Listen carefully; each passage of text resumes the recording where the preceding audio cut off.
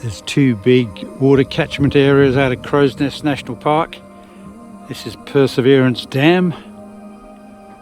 And then there's Lake Cresbrook, which we'll go to shortly. It's a really nice campground here at Lake Cresbrook. There's good facilities. And there's always plenty of kangaroos to be seen here.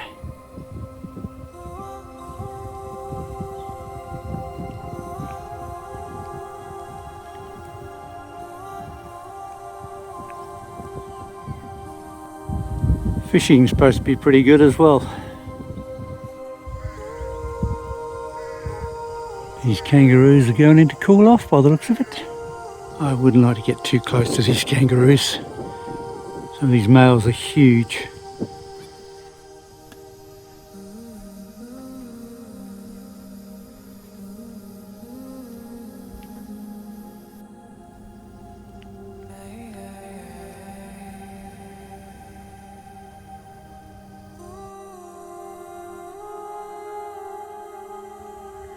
Seems to be the wrong time to come to Crow's Nest.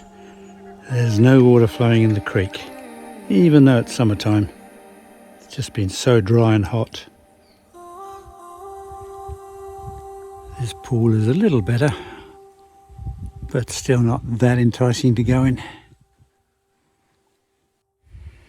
This is the waterfall, the Crow's Nest waterfall, but it's not flowing at the moment.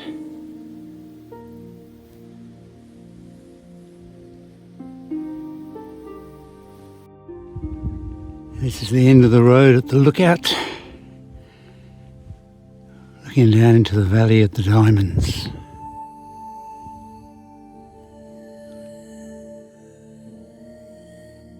You can actually walk down that gully behind that cliff face into the bottom. I went down there about 10 years ago and I found the largest carpet python I've ever seen in Australia. That's 4 meters long.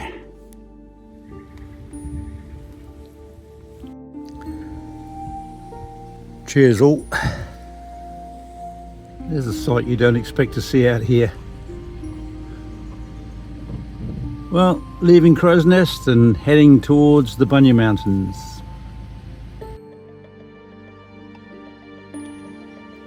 This is Russell Park Trailhead, which is a nice picnic area and the start of at least 3 major mountain bike tracks, which you can also walk as a walker.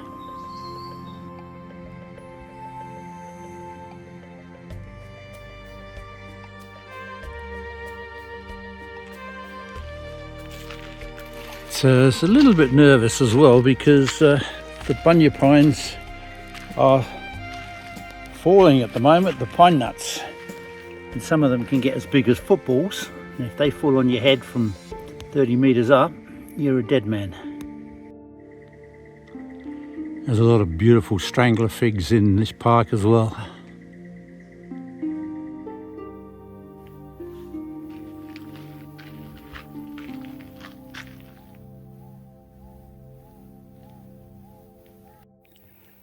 There's a redneck wallaby down there, sitting on the end of the path, hopping away. This is a nice viewpoint they've put in.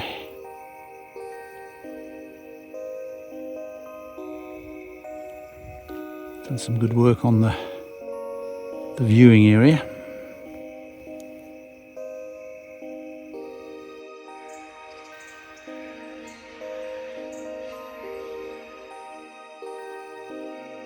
They're bunya pines.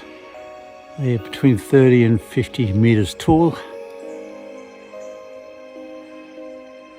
Of course, their pine cones made a huge feast for the indigenous people for tens of thousands of years. And all the tribes used to gather here. It was shared areas of land not owned by one particular tribe to feast on the nuts. These are the seeds that come out of the pine cone. They're becoming a very popular indigenous food now for people to eat. One of the bush superfoods. They've newly redone the Visitor Information Centre. They've done a really good job. Lots of amazing facts and figures. A heap of beautiful skulls, beautiful beetles there, lots of information on snakes and birds, lots of information about where to go and what to do.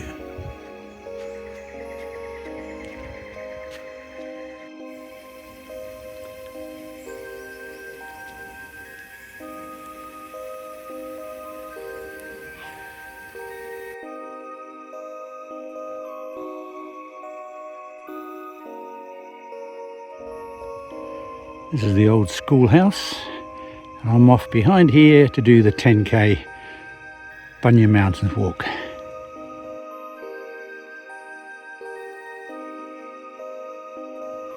These Bunya pines, Araucaria bidwilli, are not true pines, but they're a Gondwana ancient lineage, along with its relative, the hoop pine, Araucaria cunninghamii.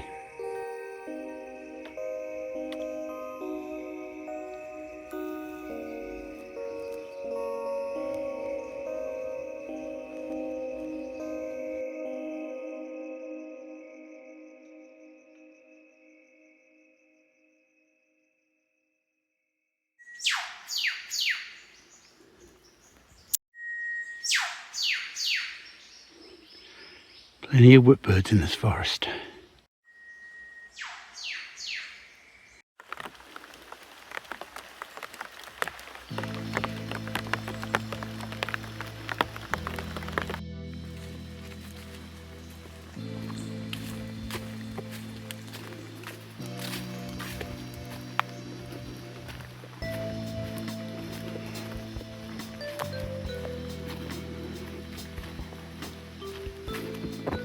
This strangler fig is massive. The roots on it. Even had to cut the roots to get the path through, look. Just whoosh.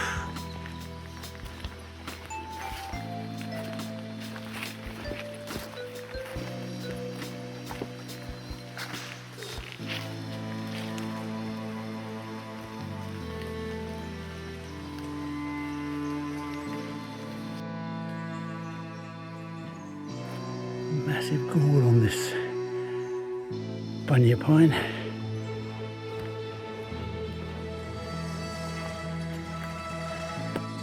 I've seen literally dozens of these big Bunya nuts on the ground.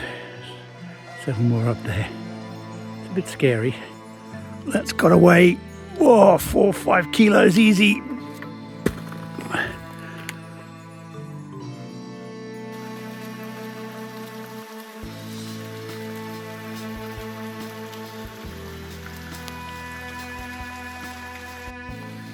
Superb little nest.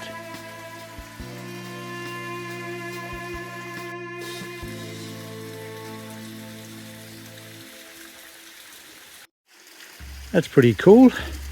In the strangler fig you can see the host tree on the inside. There's the host. And you can see it there on the cut base. Cool.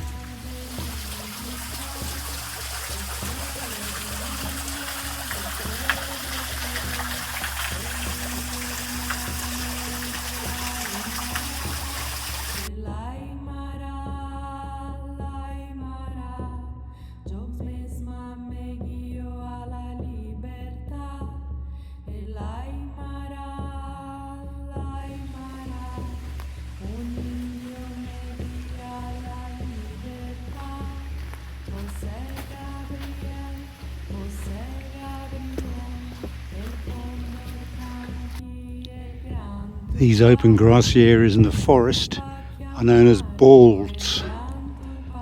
The Aboriginals have been keeping them open for tens of thousands of years by selective burning in amongst the forest. Really lets you see the rainforest from the outside.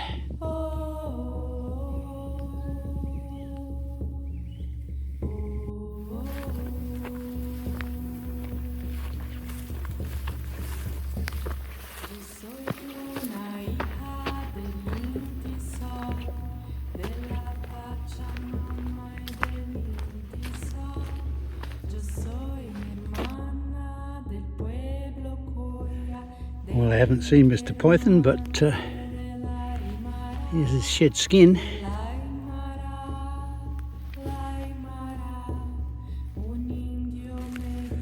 There's a goanna on the track up there. Big lace monitor.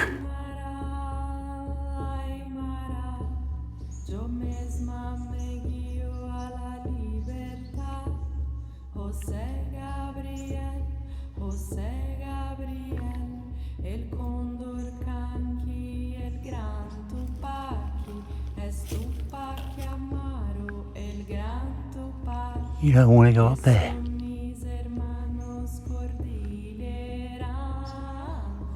Come out into a totally different eucalypt environment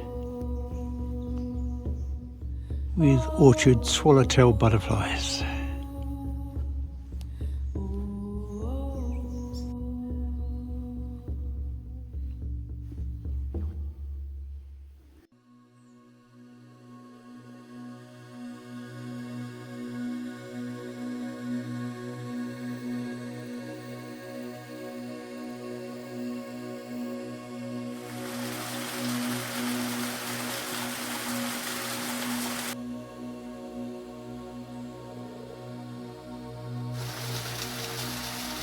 Some giant tadpoles there. I think they may be the tadpoles of the giant barred frog, which can take 2 to 3 years to completely metamorphosize from tadpole to frog.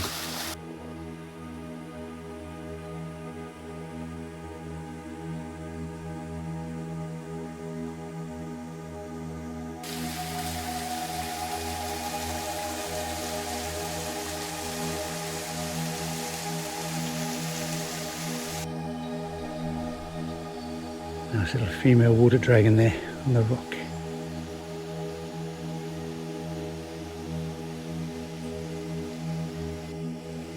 And that's what I call festooned with fungi.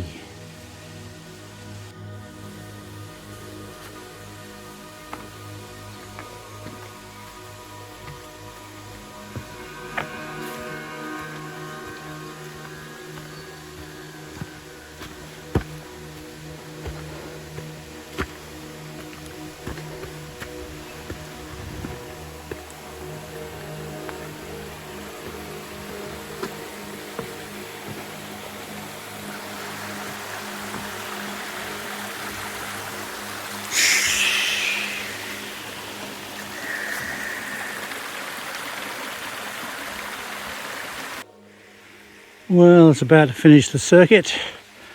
With all my side bits, I've probably done about 12-13 kilometres on the Barker Creek circuit and the scenic circuit.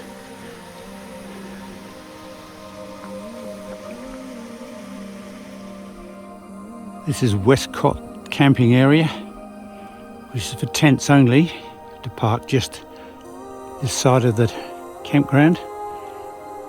It's quite nice because there's not loads of caravans and rooftop tents here like there is in Dandabar, where I've just done my walk.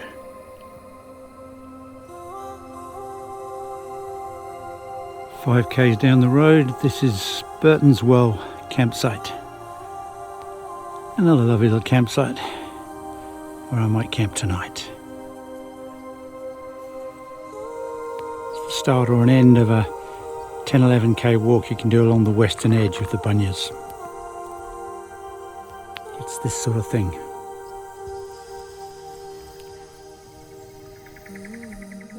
Some amazing Xanthorrhoeas, grass trees in the campsite, sheltering the campsite tables. Look at that.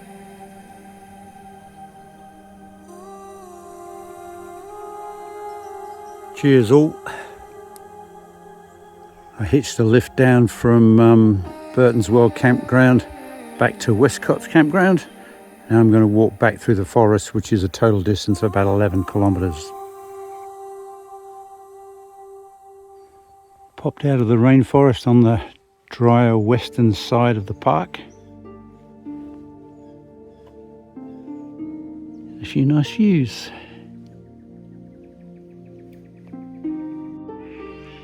Back in the rainforest again.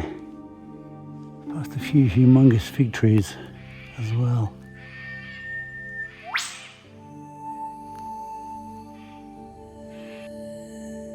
Cherry Plains Lookout.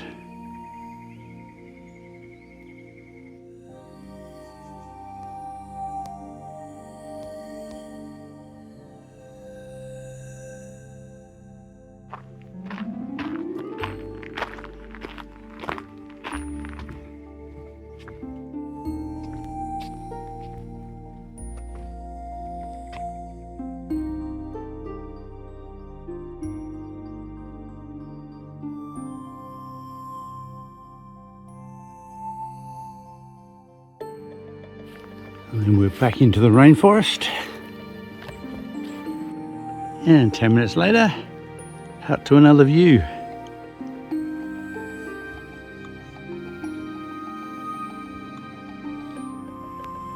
And there's a wedge-tailed eagle.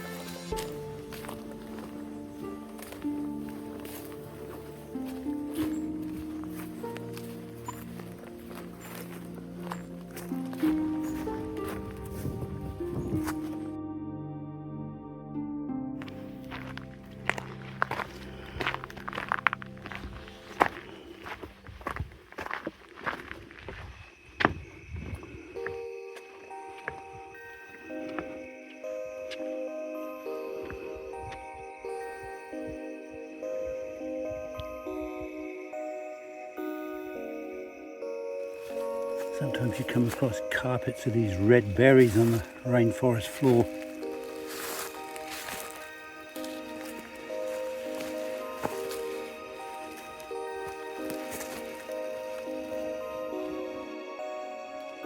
It makes a lovely picture when they fall on a fungi log.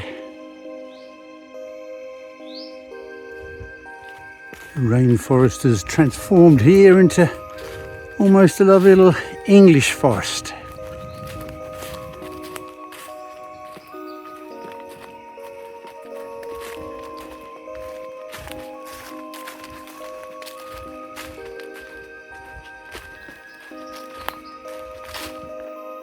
Three and a half hours later, back at my lovely little camping site.